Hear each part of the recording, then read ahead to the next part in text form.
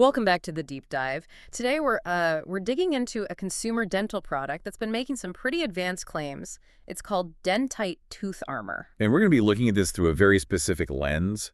It's really about analyzing the marketing claims versus the scientific context. What's the level of consumer transparency here? Right. And before we go any further, we absolutely have to state this clearly. Hmm. This is educational commentary. It is not medical advice. We are not instructing you to take or to avoid any supplement or product. Exactly.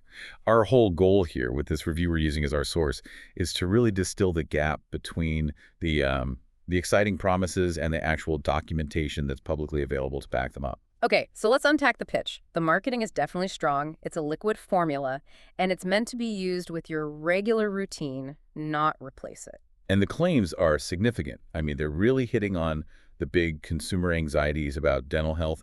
We're Yep. talking support for enamel strength, protection against decay, and this key term, remineralization. Remineralization.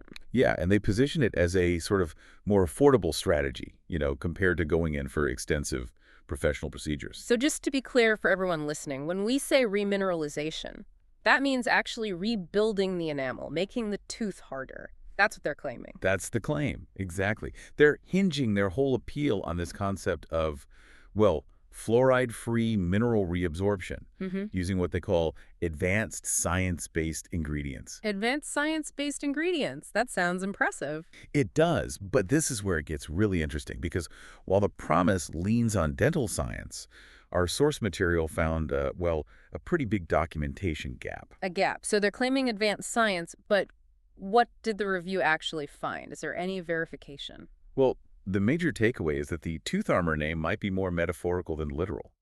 Our source couldn't find any clear evidence like peer-reviewed studies or independent clinical trials to back up those specific claims. Wait, no studies. None that are clearly cited or publicly available.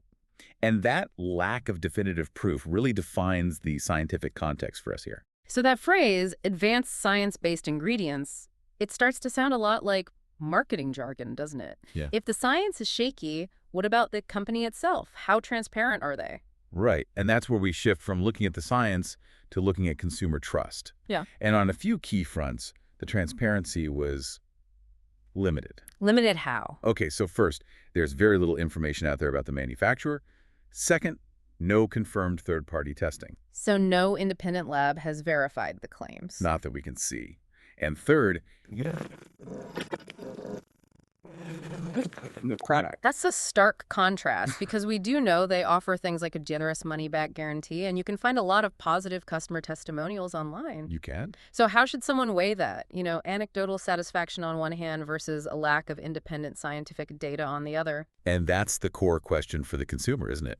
When the marketing claims are so much stronger than the available evidence, you have to approach it with caution. And realistic expectation. And realistic expectations.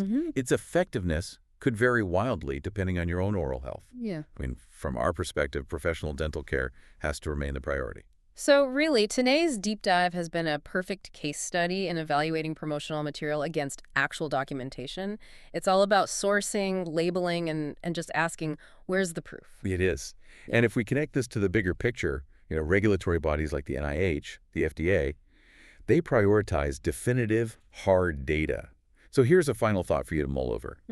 What steps should you take to assess the actual scientific support behind any product that claims to have a health benefit if that public independent data is limited or just isn't there? That's the question to ask next time you see a claim that sounds a little too good to be true.